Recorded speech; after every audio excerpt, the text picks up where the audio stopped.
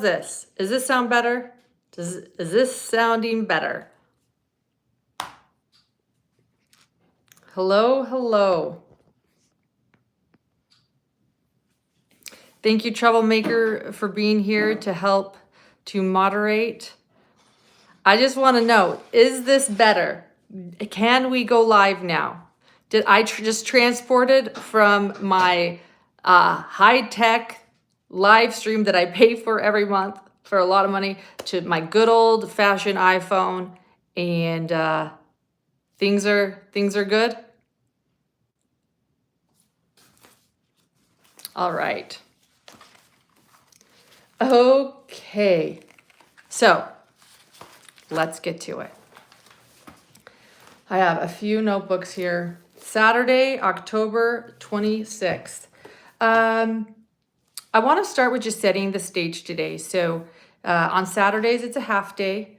And I just want to share how everything went in court. So first off, a big thank you to those that helped me get a reserved seat in the defense section this morning. I was falling asleep in court yesterday. People have realized that I've been sleeping outside the courtroom. I just got a call on my phone. That was not a pause, but I did just put my phone on do not disturb. So I'm still here, right? I'm still here. The things I don't do before I go live. All right, so I had a reserved seat in the defense today. There were a couple people that weren't there, and so I was given a seat, and I was very grateful for that. It was someone approached Kathy Allen about it, and she said that's just fine. If there's going to be an extra seat, you have a reserved seat. So I was able to sleep in because I usually don't fall asleep in front of the courthouse until like after midnight, and then I wake up at 5 to go and shower. It's just been little sleep for a long time, and yeah, so today already started like a good day. I was well rested. I got there later than typical. And when I arrived, yes, let's clarify, there is court 6 days a week when it comes to this trial. Judge Joel wants to get through this. The jurors are sequestered, meaning they're staying in hotel rooms away from their family. They're only allowed to have family visit on Sundays. So for good reason, Judge Gull is saying, let's do this. And so Saturday is a court day, but it's a half a day. And so 6 days of court, half day. And honestly, if I'm going to be really honest, I was going to go home this evening because, again, I've mentioned that I need to get home for Halloween for my little boy. But both my husband and I decided it's just I need to be out here as long as I can. So I'm now going to not go home until Wednesday evening and do everything I can. There will be a couple of days that I'm not here, but I already have somebody lined up to take really good notes who I really trust. So I'll still be reporting on what we're seeing in there. First thing to note was Richard Allen's mother had a fall outside the courtroom this morning, and it was so bad and concerning about I think a possible concussion. Don't quote me on that she actually went to the hospital, and she did not attend today for the first time. So, keep her in your thoughts, and let's hope she's okay. And the other thing that happened is somebody was in court today for the first time, somebody that has been listening to my live streams every day, and this person decided to attend today for the first time. And so I asked this person because I was curious, what surprised you? Being that I am reporting on this every day, what surprised you about being in the courtroom today? Like, what can I help clarify better or explain better? And she stated that she was surprised at how not divisive the courtroom was. In other words, there were even though prosecution sitting on one side, defense is sitting on another, there's no extreme sides. Everybody gets along, everybody's cordial, everybody's respectful.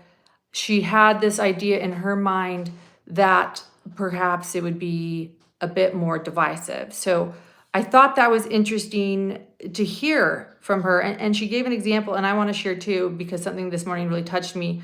Libby's grandmother, Becky Patty, as I was sitting on that defense side, because I had this reserved seat, she came over to me today and thanked me for my coverage, that she had seen me in court and she was fed my videos in YouTube. And so she watched some of them and she thanked me.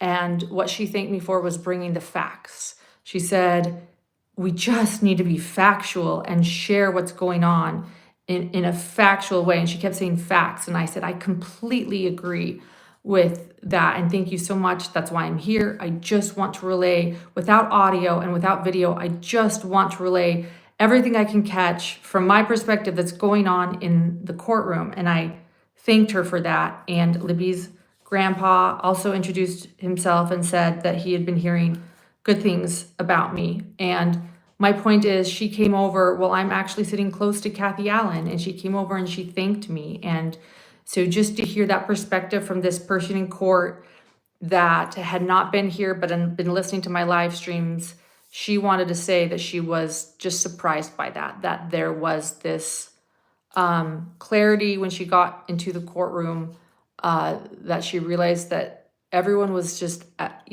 nobody was fighting. There wasn't this intense contention or discord and division of sides. So I thought that was interesting.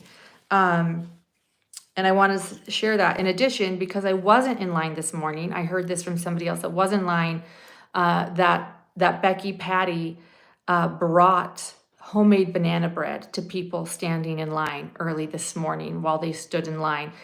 Becky Patty, again, doesn't have to get here early. She, of course, has a reserved seat every day, being Libby's grandmother, yet she came early enough to give everyone homemade bread. And she said that the banana bread was made by Derek German, who is Libby's father.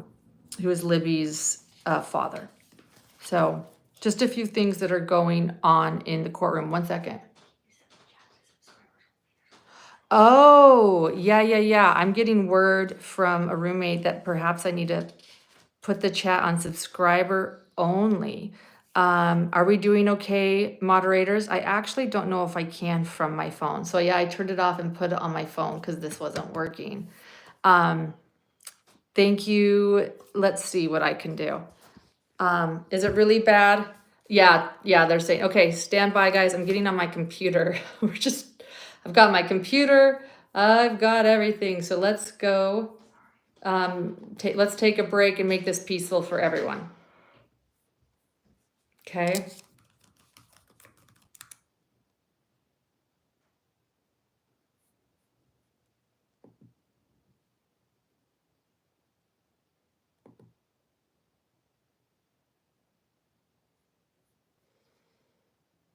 There I am. I am. As you can hear. Luckily I have my computer, else I wouldn't be able to change it. Okay, I'm going to customize this. Subscribers. Please hit subscribe if you want to join the live chat. This is why we actually do this. It's not to exclude people or to be some special channel where you're not allowed to communicate if you're not a hidden gem. It's honestly to keep trolls out. Okay, so I think I did that. Okay.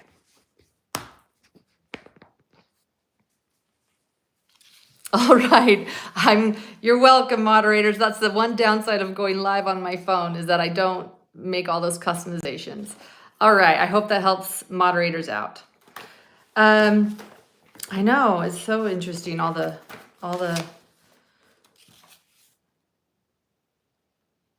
backlash. All right, so let me get to the beginning here. Today we only had one witness, but it wasn't as long, of course, as yesterday. We only had one witness because court really only went for a couple of hours. I mean, it went from 9 a.m. until about 11:30, so 2.5 hours, and there was also a morning break, and we finished before lunch. So we had one witness, and it was Lieutenant Jerry Holeman, who has already been on the stand before. So this was not his first time on the stand, and I suspect that he's actually going to can be on the stand another time and another day. He's a big investigator in this case, and yeah.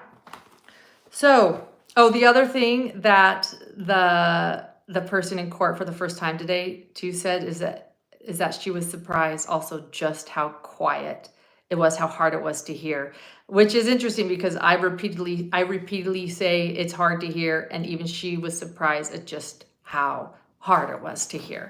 We're all doing our best in there, and a lot of us in there, a lot of the reporters and the YouTube creators, we exchange notes willingly because we're all just trying to help each other out when we miss something. So Baldwin was, by the way, in a black suit, white shirt, striped tie. Rosie was in a purple shirt. Richard Allen was there in a plaid light pastel shirt. That's sort of his typical go-to. He just kind of swaps over a few plaid or checked pastel, like light, soft pastel shirts. He's usually in khakis or brown pants and a belt. The judge tells the jury to settle in, hopes they had a pleasant evening. As always, Judge Gold starts by asking the jury if they've had access to phones or emails, if they've read about the case, if they've been researching the case, if they've been on their phones or their computers, if they've been talking to people about the case, and they always answer, no, they haven't. Yes, they're behaving. And so that sort of starts every morning. And the jurors are flipping through their notes. And again, we have Lieutenant Jerry Holeman from the Indiana State Police come up. He's in a black suit as well, a tan shirt and a brown tie. And they begin, the prosecution, it was McClellan today speaking. And they begin they're saying that they begin by explaining an interview with Richard Allen on October 26th, 2022. So this is not the October 13th interview. This would be like 2 weeks later, about give or take a few days, 2 weeks later. So there's a new interview now that we're hearing about. And this is the first time the courtroom's hearing about this new interview. Not surprised there's a new interview, but we haven't addressed this later October 2022 interview yet. And so, okay.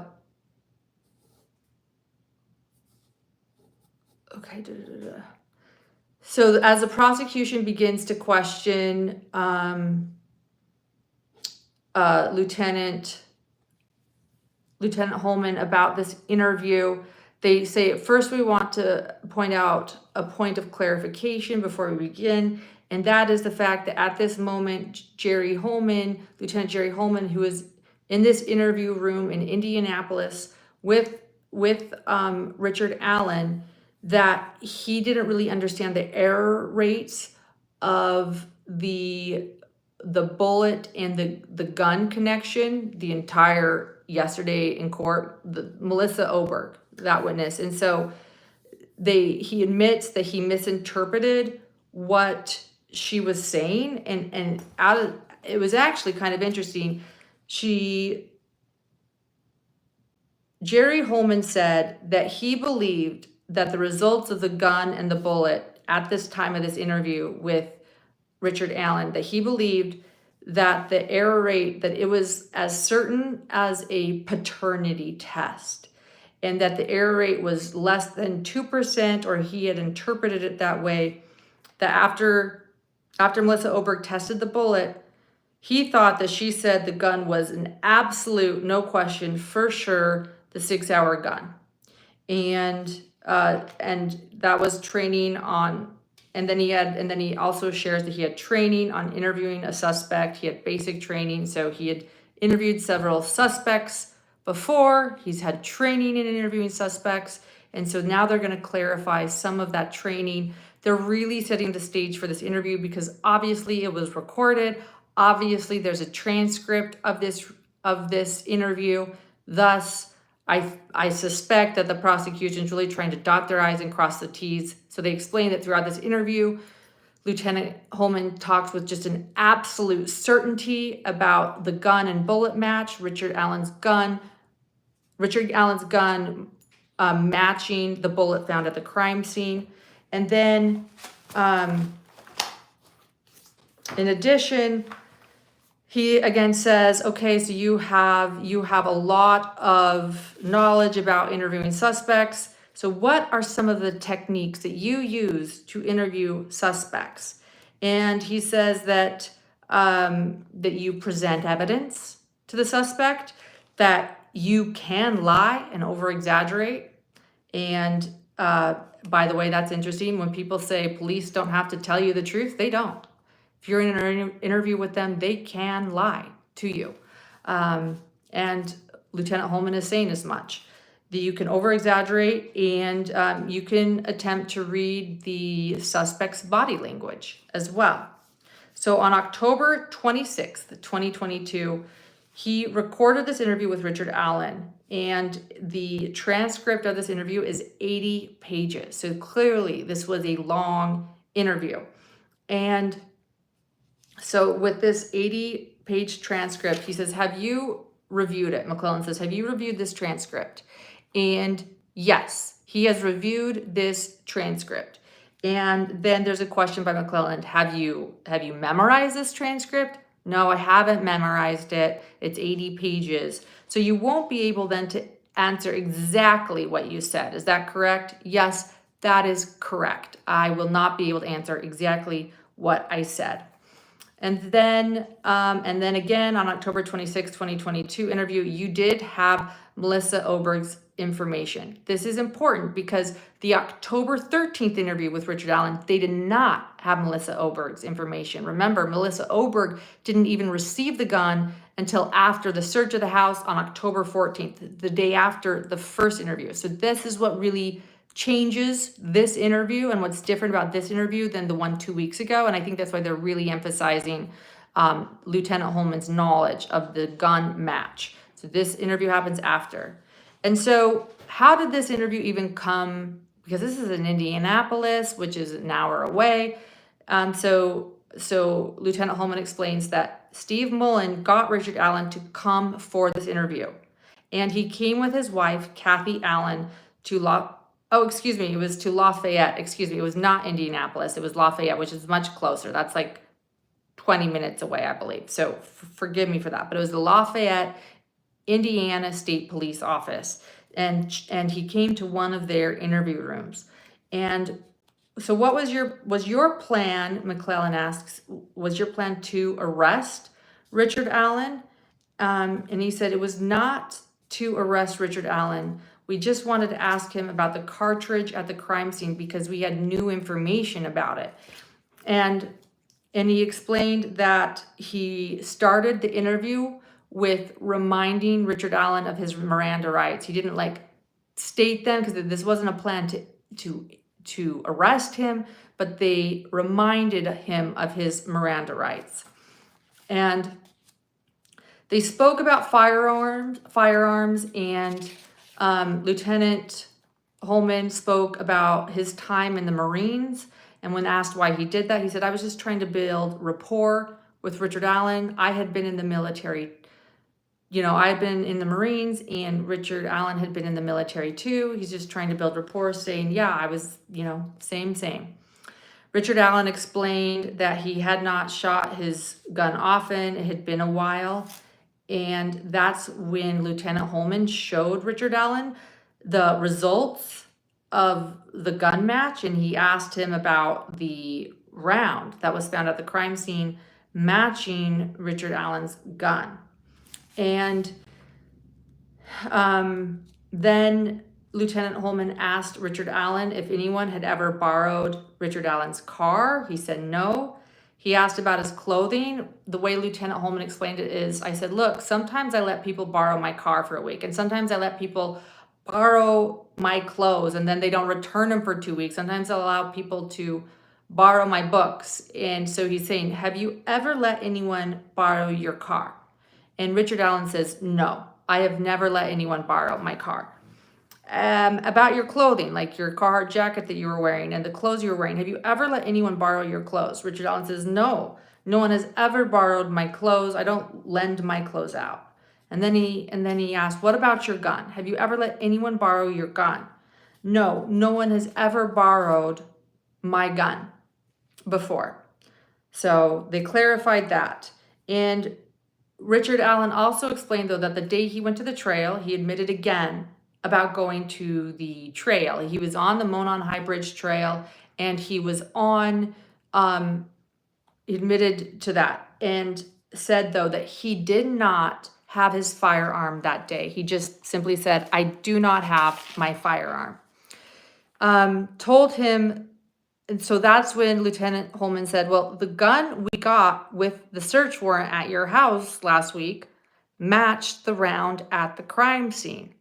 And Richard Allen denied that again, said, I didn't even take a gun with me that day that I walked on the trail. I didn't have a gun. And then Lieutenant Holeman says that he continued to talk about the findings with Richard Allen, and then a comment, and then brought up the comment that Richard Allen had made to Lieutenant Holeman during the search warrant. So if you remember, allegedly, Richard Allen stated, it wasn't recorded, but Richard Allen stated to Lieutenant Holeman in a previous testimony during the search, when Lieutenant Holeman said to Richard Allen, hey, on October 13th, by the way, I can take you to your wife. Are you concerned? Like, she's not detained. Richard Allen stated, nah, don't worry about it. Quote, it doesn't matter. It's over. And allegedly, Richard Allen stated that twice that day on October 13th. So that's, again, who Lieutenant Holeman is. He was at the search, and he is the one who didn't record it, but heard Richard Allen say that to him during the search. And so Lieutenant Holeman decided to ask Richard Allen at this point, 2 weeks later, about that comment. So he asked about that comment, and Richard Allen's response was, yeah, what I meant was the damage had been done. They'd already interviewed my neighbors, they'd already interviewed my coworkers, and his life was over.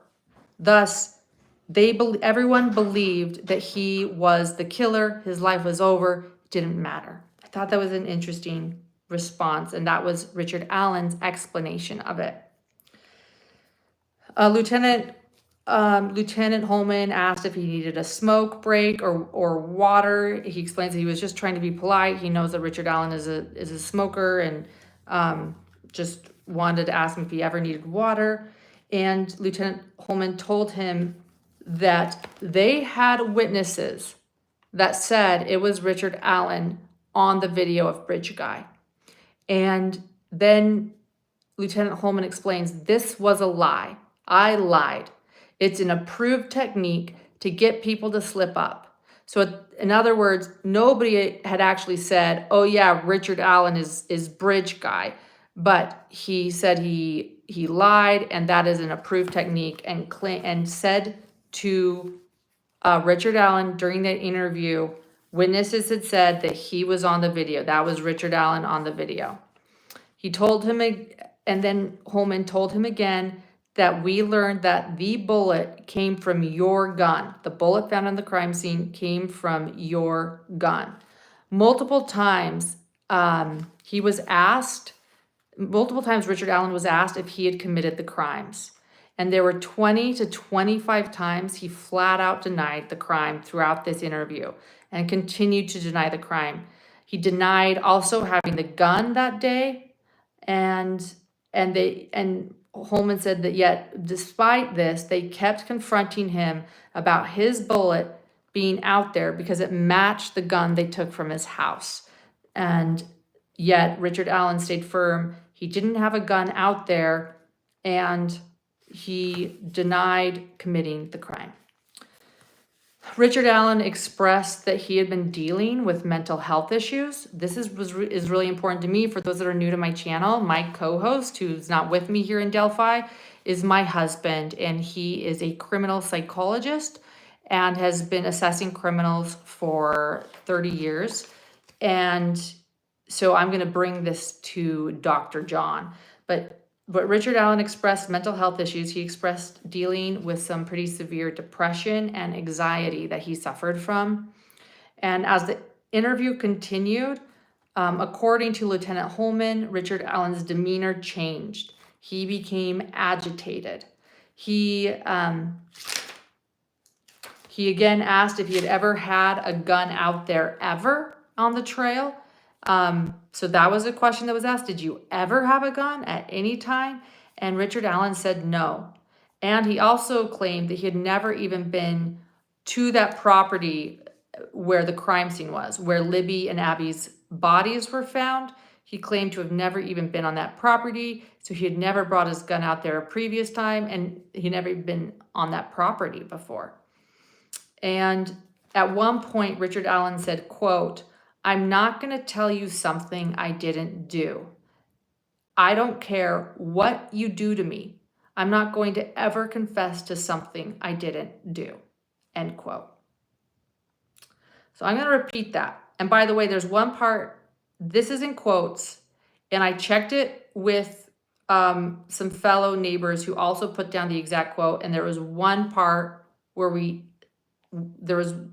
was almost exact, but there was one phrase that may not have been a quote, but this is how solid this quote is. I'll tell you where we're certain. I'll tell you the one part where it might be different. Richard Allen allegedly said during this October 26, 2022 interview, quote, "I'm not going to tell you something I didn't do. I don't care what here's the change. I wrote what you say. My neighbor in court wrote what you do to me. So I have written, I don't care what you say. I'm not certain that was right. My neighbor caught, I don't care what you do to me. So I don't care what you do to me. I'm not going to ever confess to something I didn't do," end quote. Richard Allen said he did not know Abby and Libby, and he denied ever knowing them. He became more agitated, and he indicated he was pissed off. And I'm quoting, I'm going to give you verbatim because this is what was said in court. He became more agitated. He indicated he was pissed off. And then he said he didn't fucking do it, end quote. The lieutenant raised his voice and cursed back. He was trying to match his language. It was a tactic that he learned when interviewing suspects. You match their tone, you match their language. Then it was asked of him, did Richard Allen ever give an explanation at how his bullet was found at the crime scene and cycled through his gun? And that was a question asked by the prosecution. We're still in the prosecution. McClellan stated that. Did he ever give an explanation at how his bullet was found at the crime scene and cycled through his gun? And then there was an objection by the defense. McClellan fought that and said, "Judge, that was what the expert stated," which, side note, I agree because I have that exact quote down, and it was the most important quote of yesterday. That's what she said. She said that the bullet cycled through Richard Allen's gun. So McClellan says, "Judge, that was what the expert stated." Rosie then requests a sidebar. They come back from that sidebar, and McClellan has moved on and states, "As you're interviewing Richard Allen, you're confronting him many times, saying that your round was found at the crime scene." Richard Allen continued to say that there was no way that bullet cycled through my gun. "I don't know how it got there." And then McClellan asks, "Did you ask if he was on the trail that day?" And Lieutenant Holeman says, "Yes, I did ask, and he said he was, and that he had already told me that. I asked about his clothes that day, and he again reiterated that he was wearing a Carhartt jacket, similar to what the Carhartt jacket found at Richard Allen's house that he claims he was wearing is certainly similar looking to what Bridge Guy's wearing. I mean, that's true. I saw the jacket that was seized from Richard Allen's house, and it certainly looks like it could be the jacket or similar to the jacket that Bridge Guy is wearing.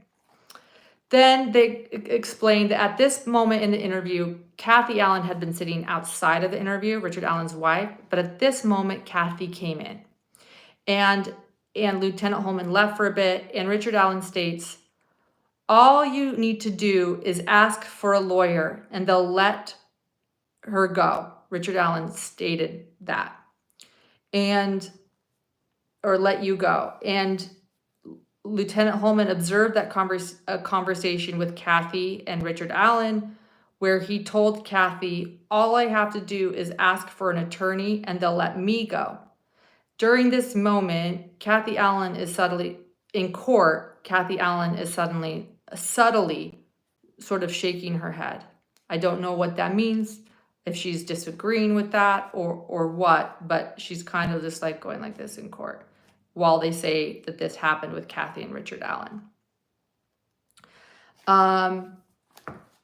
Then Richard Allen says something interesting. Richard Allen allegedly says in this interview, according to Lieutenant Holeman's testimony, that Richard Allen would normally carry his gun with one ammo in the chamber. So that was interesting. Richard Allen states that normally he would carry a gun with one ammo in the chamber. Again, Lieutenant Holeman reiterates they had no plans to arrest Richard Allen during this interview. He gave no indication of being the murderer or admitting to admitting to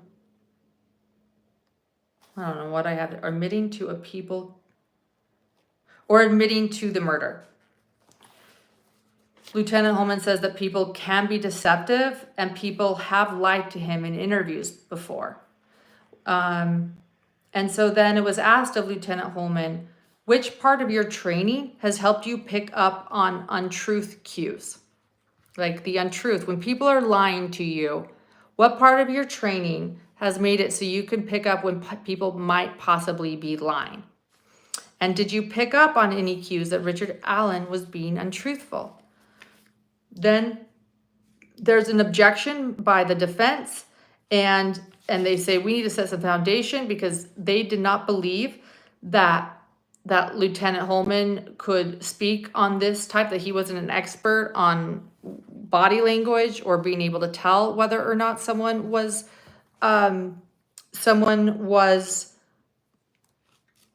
being untruthful, and there was some arguing back and forth, and then they set more of a foundation, and Baldwin said, okay, well, help us understand how you know about this, help us understand body language. Holeman is grilled on his training, and Holeman during this time explains that he watches body language, he's been trained in body language, someone taught me, but I can't remember who. Thank you everyone for your kindness, truly, thank you. I'm seeing the chats. I just am trying to stay focused, but thank you for all your support. Holeman is then grilled on his training by Baldwin, wondering how he can suspect someone who is lying, and the defense argues he's not qualified to be asked this again. Holeman claims, though, they get through this, they set enough foundation that they believe he can answer to this. He's in the interview, Lieutenant Holeman is, and he's assessing whether or not Richard Allen is maybe lying, and he's using training in his body language training. And so Holeman claims that some of the things he noted about Richard Allen was that he touched his face a lot. And he also suggested and learned that if someone is looking at the floor or not making eye contact, they could perhaps not be telling the truth. As a side note, I do have to admit that I've been sitting in court every day observing Richard Allen, and I've even told all of you as much. He does touch his face a lot, I have to say. So, but during this interview, they're noticing that he touches his face a lot. I mean, maybe he does touch his face when he has anxiety or when he's nervous. Who knows? But Holeman then said to Richard Allen, look, I don't think you're a bad person, ... And Richard Allen answered, what type of good person kills two girls? Take that for what it is. I don't really know what they meant by that. I took it two ways. In some ways, you could look at that as a damning statement by Richard Allen. In other words, if Holeman's saying, look, I don't think you're a bad person, and you could look at that as Richard Allen, like what type of good person kills two girls, as in like being ashamed of himself. But another way you can look at that is Holeman saying, look, I don't think you're a bad person. And Richard Allen realizing that Holeman thinks that he killed two girls. So he could also be saying like, look, I don't believe you. You think I'm a bad person. What good person kills two girls? So, but they brought this up, okay? I'll let you guys decide. There are two ways that could go. I want to see the video of this interview. That's what I need. At some point, Lieutenant Holeman explains things got heated. And I told him that I thought he did it. And he said, well, then take all of your evidence and just arrest me, end quote. That's when Lieutenant Holeman went out and discussed with other law enforcement, and we did decide to detain him for the murder of Abby and Libby. That's interesting to me. So in other words, the things that led up to that decision were Holeman said to him, look, I don't think you're a bad person. And he responded, well, what type of good person kills two girls? And then at some point things really got heated, and I told him I thought he did it. And he said, well, take all your evidence and just arrest me. And at that point, he walked out, discussed with other law enforcement that were probably watching from another room, and he decided to detain him for the murder of Abby and Libby. And that was the end of the prosecution's questioning. And now we have cross-exam with Baldwin. Baldwin gets up. I mean, I thought this was a good start with Baldwin. Baldwin gets up, and the first thing he says to Lieutenant Holeman is, I noticed that you look down a lot. Is that a sign of deception? And Holeman's response was, it can be a sign of deception when people look down a lot. Baldwin then says, I remember taking that deposition back on August 10th, 2023 and May 3rd, 2024. The defense always brings up the depositions that were taken under oath of all the witnesses. And Holeman says, I'll take your word for it that you essentially remembering the deposition and the dates.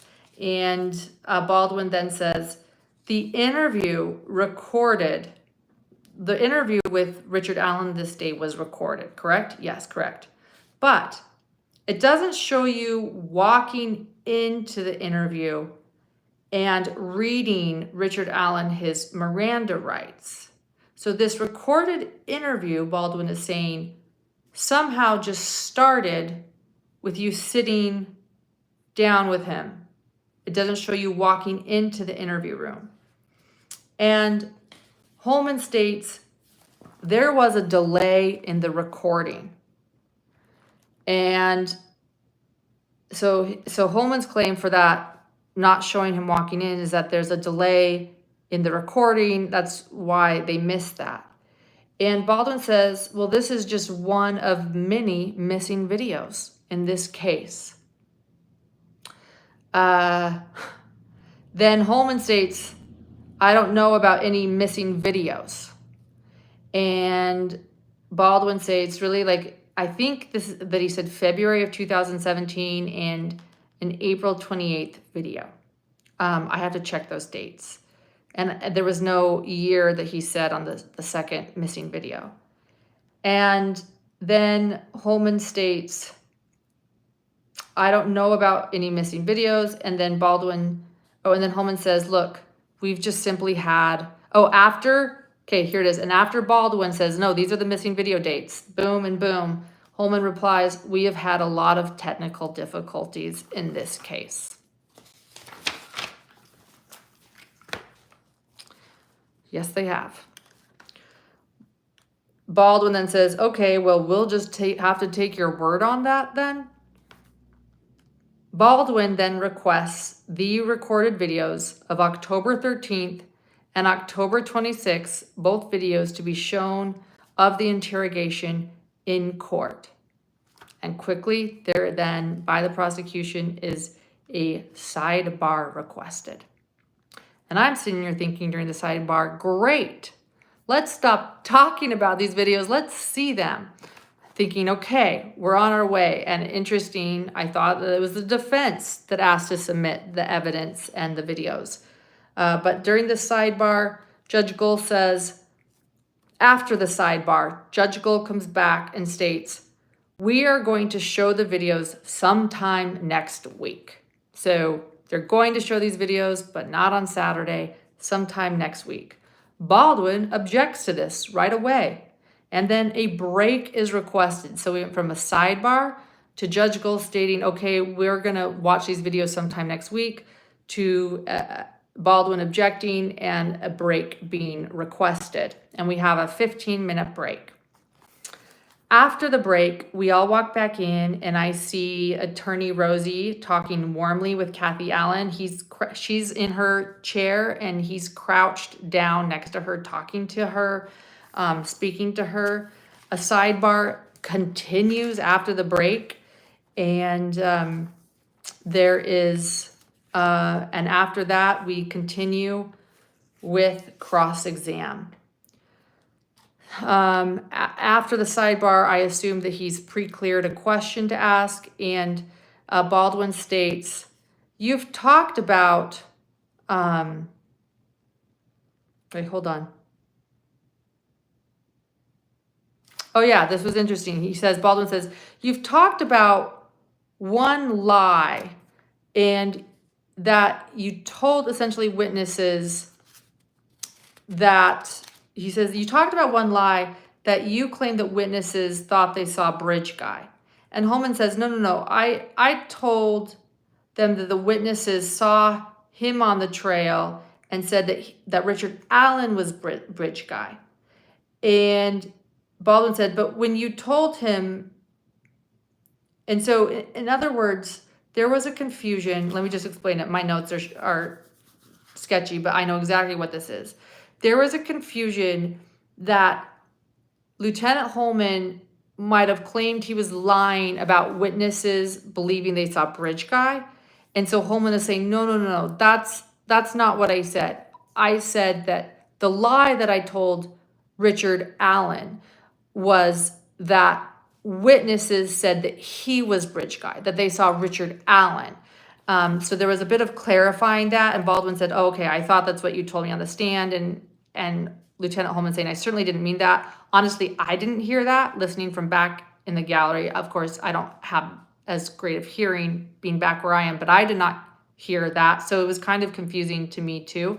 And so anyway, he said, no, I just said, the lie was that I said that people on the trail said he was Bridge Guy,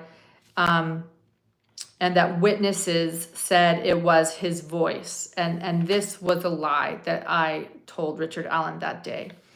And Baldwin says, well, when you told him those lies, he still said that he didn't do it. He said, I'm not lying to you. And then Baldwin said, and you even said, Lieutenant Holeman, you said straight to Richard Allen during this interview, I'm not lying to you. It would be unethical if I lied, end quote. Holeman says, I don't recall saying that. It doesn't sound like something I would normally say, but I trust you if you're saying that I said that in this interview. Baldwin says, part of the way you leveraged all of this was you used his wife and daughter to get him to confess.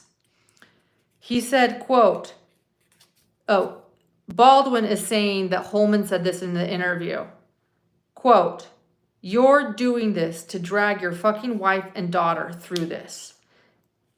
If you don't tell the truth. And Holeman said, I said that. Baldwin says, you put in motion then that his wife and daughter would suffer if he didn't confess. And by the way, Lieutenant Holeman is getting quieter and quieter during the cross-exam, and it's making it harder and harder to hear everything he's saying. Like, I am straining to hear, everyone's straining to hear what he's saying. And then Baldwin continues and says, and even after you did that and said his wife and daughter would suffer, he stated he didn't do it, and he did not even go that way. Holeman says, and that he didn't even go the way you claimed he went. And Holeman actually corrected Baldwin and said, no, he said he could have gone multiple ways. There were multiple ways that Richard Allen claims he could have gone that day. He just couldn't say which way he went on the trail. And then there's an objection by Baldwin. Baldwin then says, there was an objection by the prosecution, forgive me. Then Baldwin restates his question, he moves on, and he said, look, Baldwin says, part of the way you elicit confession is to elicit his wife and daughter. You said it was over. And then he said, you said it was over, and he said, it doesn't matter. Oh, you said, forgive me, pause, regroup on my notes. So again, he said, part of the way you elicit a confession is you brought up his wife and daughter. And then Holeman said, no, that's not how I was trying to get him to confess. Next question. Baldwin moves on. And he brings up how Holeman said, look, when you said it was over, he said, it doesn't matter, it's over. Holeman says, yes, it was me. It was not tape recorded. I was the one that said that Richard Allen stated, it's over, thus it doesn't matter. And then Baldwin says, okay, well, do you find Betsy Blair to be credible? Betsy Blair, for a reminder, is the woman who was doing her loops on the trail. She does them every day. And she got to the bridge and she noticed a man on the first platform of the bridge. Later, when she saw Bridge Guy's photos, she believed that's who she saw. So Baldwin asks, do you find Betsy Blair to be credible? Holeman says, I do. Baldwin, you're aware at the time of his arrest that Betsy described a car that wasn't his. And then there's an objection to that because Holeman claims that he doesn't know whose car Betsy Blair was describing. They bring up that Betsy Blair described some Mercury that she saw, and there's an objection and they're arguing, look, Betsy Blair might not have seen Richard Allen's car. We don't know whose car Betsy Blair saw. So an objection to this. And then Holeman says, look, we have a witness describe a man in the area. And tell me about the witness, Betsy Blair, or tell me about the witness who saw a man who was muddy and bloody. That was Sarah, correct? Baldwin asks. And Holeman says, yes, that was Sarah. And then Baldwin says, how many vehicles were on the Monon, or were found on the Hoosier Harvest security camera? How many vehicles between 12 and 4 on surveillance were seen on the Hoosier Harvest store surveillance? And there's an objection, overruled, and it was sustained. And then Baldwin says, law enforcement believes that Richard Allen left the scene and never returned to the scene. Yes, that's correct. Going back, here's the line to the answer of how many vehicles were found on the Hoosier Harvest security camera. This is important. He said, Hoosier Harvest, didn't you see a traffic pattern? Baldwin says, didn't you see a traffic pattern on that Hoosier Harvest General Store surveillance video? He doesn't know how many cars, they didn't check, but didn't you see a traffic pattern? And then Lieutenant Holeman says something that I don't think is that great. He says, I didn't see the pattern. I assigned someone else to watch the video. That was quite deflating to me, I'll be honest, because why would these investigators on this case not just out of curiosity be watching the surveillance video? I don't know, but that was disheartening to me, so I wanted to share that. So we know that Lieutenant Holeman hasn't even watched the surveillance video. And then Baldwin says, law enforcement believe he left the scene and never returned to the scene. Holeman says, yes, that's correct. Baldwin says, therefore, law enforcement's theory is that Richard Allen did not take Libby's phone with him. Yes, correct. And Baldwin then says, so Richard Allen didn't sell his Ford Focus. He did not get rid of his gun and he did not get rid of his jacket. And Libby's phone would give a good example of what happened that day, correct? Holeman, yes. I think he's sort of implying, like, is this, my client, Richard Allen, essentially is not trying to hide evidence. And then Baldwin says, and by the way, Anna, Isabel, Bree, and Rayleigh are 4 people. They were there and they allegedly saw Bridge Guy. They were 4 people. But Richard Allen claims that he only saw 3 girls.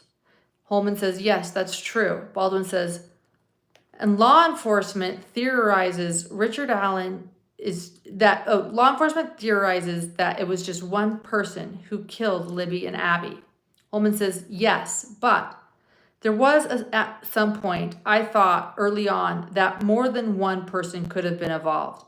But as time went on, I realized it was one person. Also, no one was snitching. Just usually when there are 2 people, something is a little bit more obvious. And Holeman absolutely believes it was just one killer. Baldwin then says, so you believe in one person doing this in just 1 hour, killing these girls, removing and replacing clothing, putting sticks in odd positions. You think this happened in about 1 hour? Holeman says, yes, about an hour.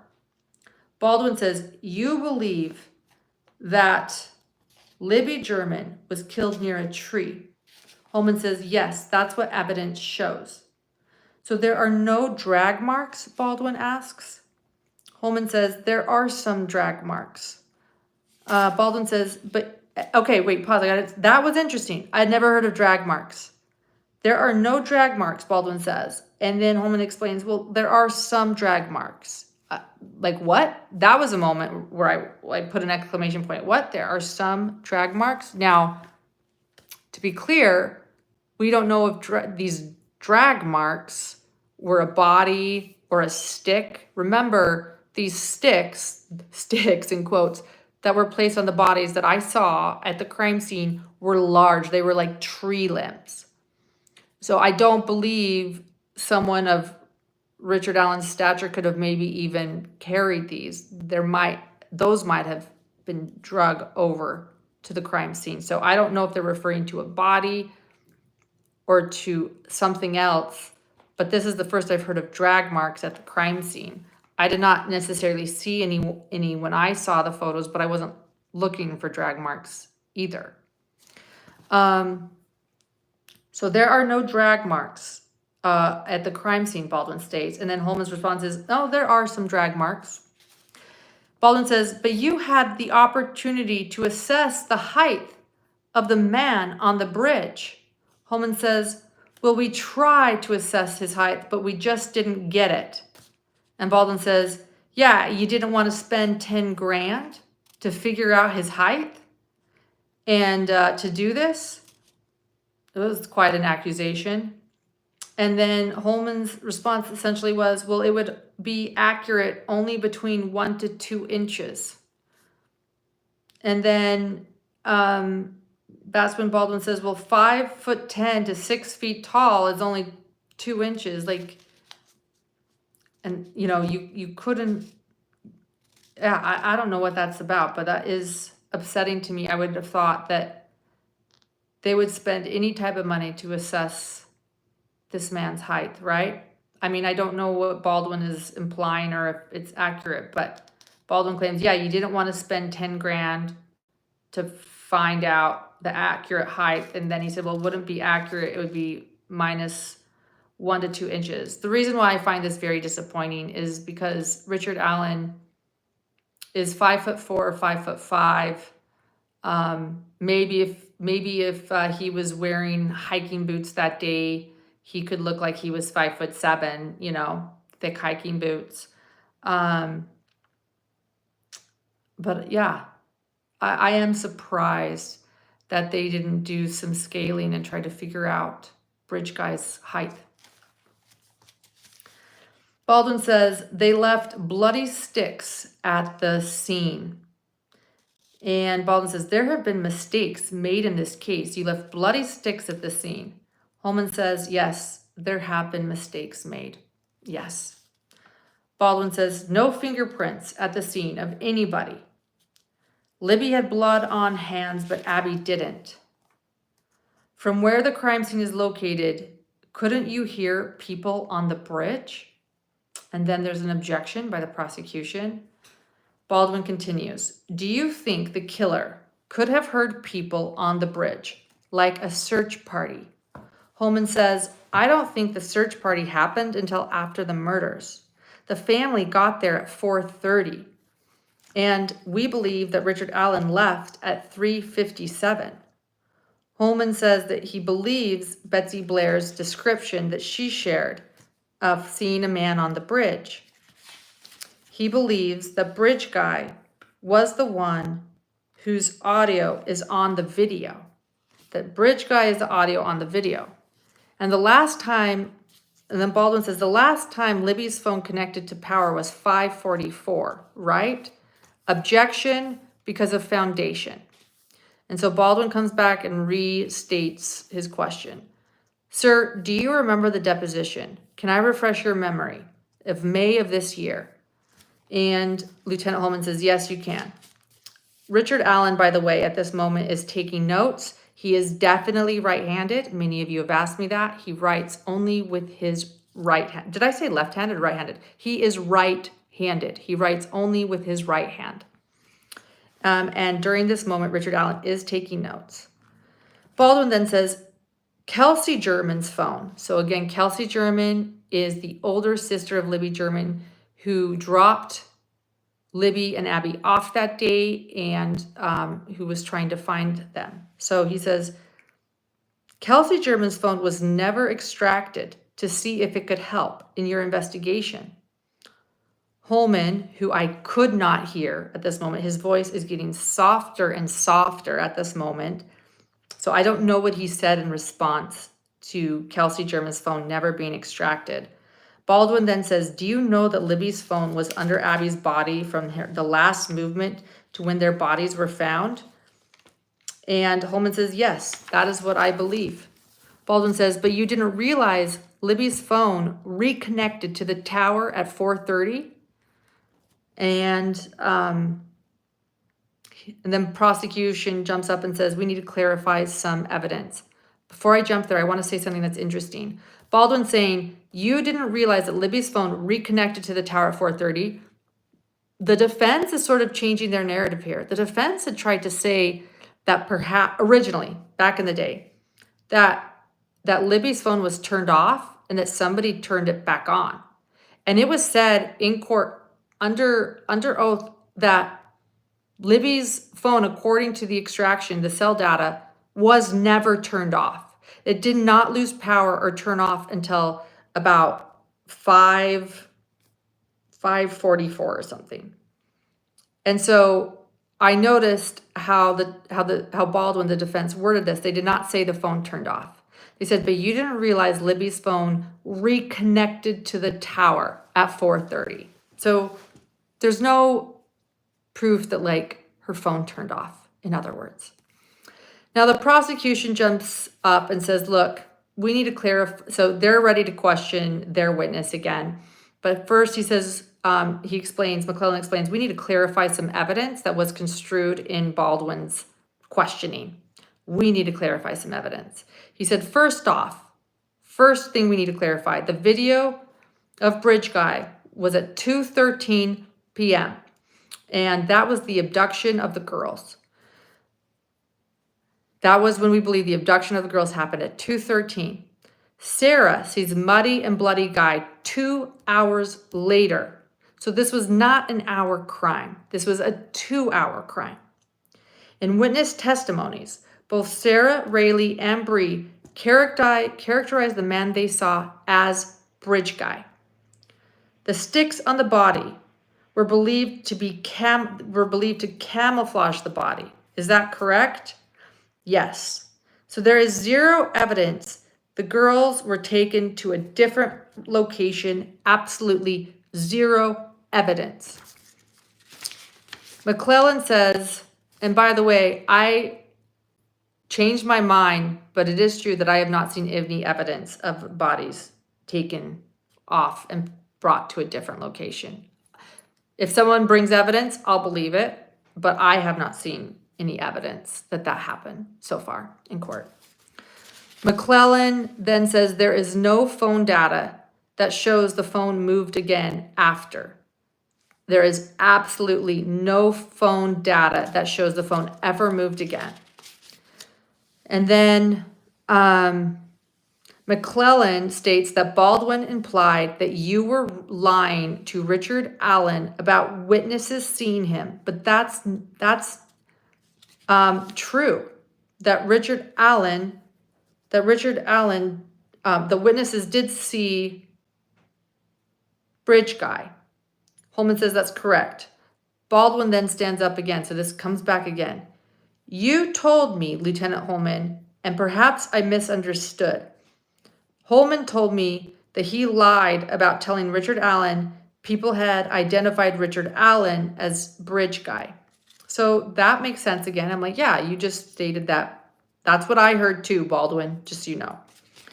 And then after that, after the prosecution clarifies the evidence, they're pretty much content. And now we move to jury questions. Is there a way to get to where the girls were without crossing the bridge? This was an interesting moment. Okay, so first jury question. Is there a way to get to where the girls were without Bridge Guy needing to fully cross the bridge? Is the question. Holeman responds, and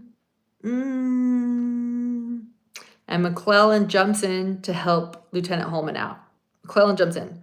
Okay, look, McClellan says, where in the video is Bridge Guy?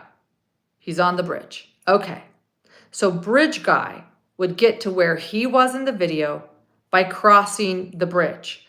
Otherwise, he would have had to have walked past Abby and past Libby to get to where he was on this video. And that just doesn't make any sense, McClellan is saying on behalf of Holeman.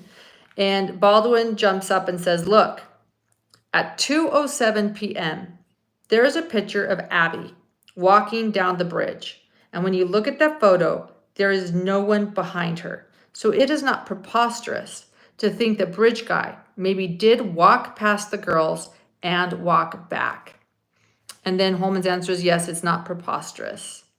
I'm going to pause there. So when I was going to do this on my computer, I actually had pulled up the picture of Abby taken at 2:07 p.m. But because I'm on my phone now, I can't pull up my PDFs or JPEGs and share my screen. But I do recommend everyone going and looking just Abby on the bridge at 2:07 p.m. It was a photo that was the last anyone really ever saw before the girls were abducted, minus the 2:13 video. And so it's a super sad photo for me to look at. And it was taken allegedly at 2:07 p.m. But I have to just say, I'm listening. I've looked at the photo. There's no Bridge Guy behind her. But it's not wild to think that Richard Allen, who frequented that bridge often, like we have all the photos from that bridge from his house that were collected. This was a spot he went often. His daughter later did her, or earlier or later did her graduation photos on the bridge. I think it would certainly be a reason that Abby and Libby were frightened was if Bridge Guy started walking quite quickly. And it could be a reason why they were running to the end of the bridge because they didn't know where else to go, as this guy just really walked quickly towards them. And you know, Libby's telling Abby there's a path, and then Abby's saying, I don't see a path. And then you hear that be a gun, and then you hear down the hill. I don't think it's completely unheard of that Bridge Guy could have quickly, 7 minutes is a long time. Like I mean, like, I try to go walking 20 minutes a day to get exercise, and you know, that's half of that amount. And if he was good at walking the bridge and he was a local, that's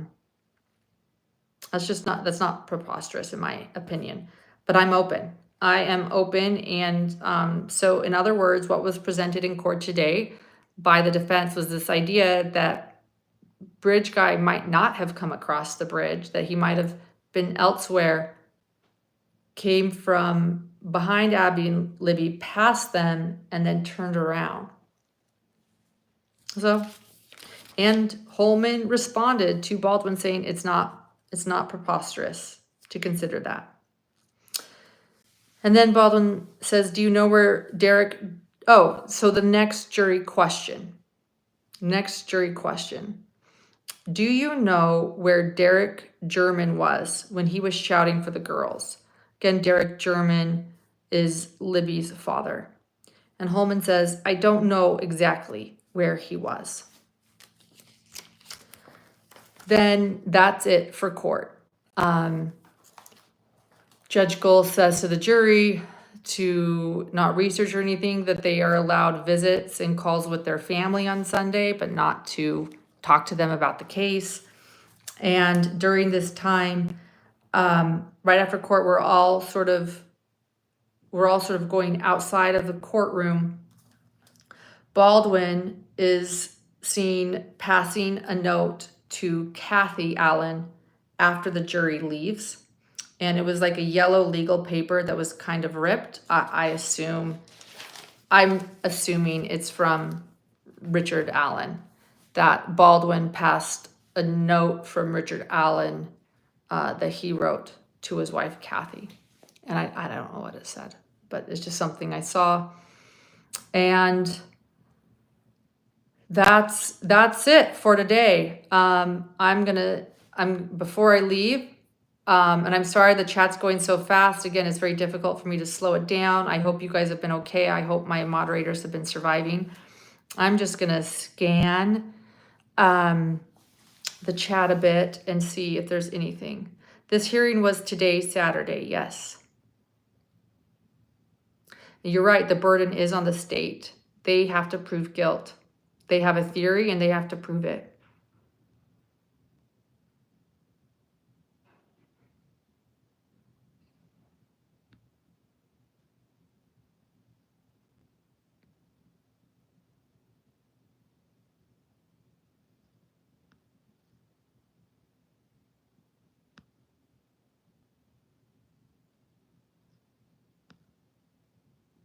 All right.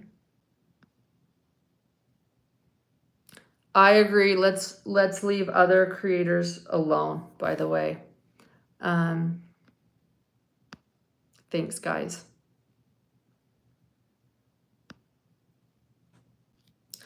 All right, you know what? The chat is going too fast for me even. Thank you, Beldy, so much. I will do that. Thank you to all the people who have shared their support today. I really appreciate it. It means so much. Tomorrow is a day off. And then actually I have a podcast and as well. So if some of you ever want to listen to this on a podcast, please subscribe to Hidden True Crime Podcast. We have a lot there, and we're going in order with DELPHI. So if you find YouTube videos hard to find or manage, just that's a tip. We're going in order there with our DELPHI coverage. And then I'm going to have a recap of the week, hopefully by tomorrow. Yeah, so that's what I'm going to do tomorrow. So it'll be a day off for court, but not a day off for me. And I will get you that update. Thank you, everyone. All right, I've gone as far back with the chat as I can, and I thought I could maybe say.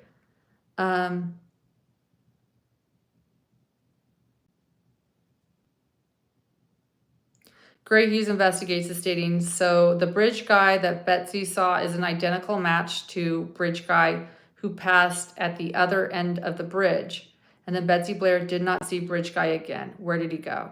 I mean, that is a good point, gray in that if Betsy saw a man who she believed was Bridge Guy on the first platform, that would also imply that that was the direction Bridge Guy came from. I actually agree with that. It just seems more likely that Bridge Guy would have come across the bridge rather than come the other way, go past the girls, but who knows? Who knows? I'm listening.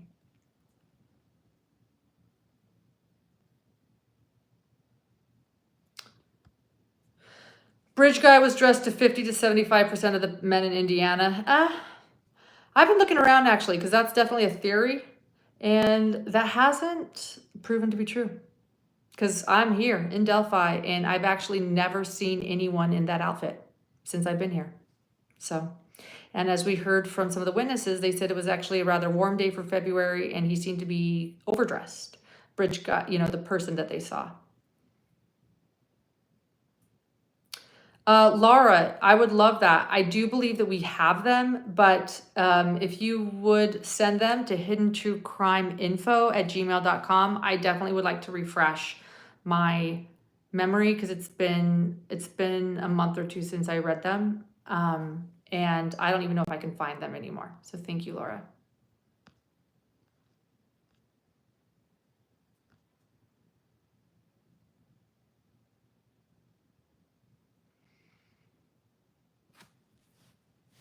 All right, everyone. The jury was interested in Holeman's testimony. They're paying attention. The jury pays attention. This is a jury that is following along. As I explained yesterday, sometimes it's like a tennis match. They're going back and forth, looking at the defense and prosecution, because they're over here on this side of the jury. So the counsel is on this side of the jury's to the side, and then they look to the right to see the witness. And so they'll look, and they'll look, and they'll look, and all 12 heads turn. Oh, that's what else this person said in the courtroom today. That's interesting. She said, again, she's been listening to all the live streams. She's been following this case for 7 years, is interested in listening to everyone in court, and this is her first time in courtroom today. She also said that she was actually very surprised at how diverse the jury was. And, I think I said, look, it's not like ethnically diverse, but, we're in a small town in Indiana, so I'm not necessarily surprised by that. But to her, she thought it was incredibly diverse as far as the ages goes. She said that she pictured in her mind that most jurors would be retirement age because that's when they have work off. But she said she saw people who she thought were in their 20s. She saw people who she thought were in their 70s, and then she saw a guy that looked like a typical Midwest dad. So that is somebody else's perspective of the jury. I wanted to relay that they feel that the jury is quite diverse.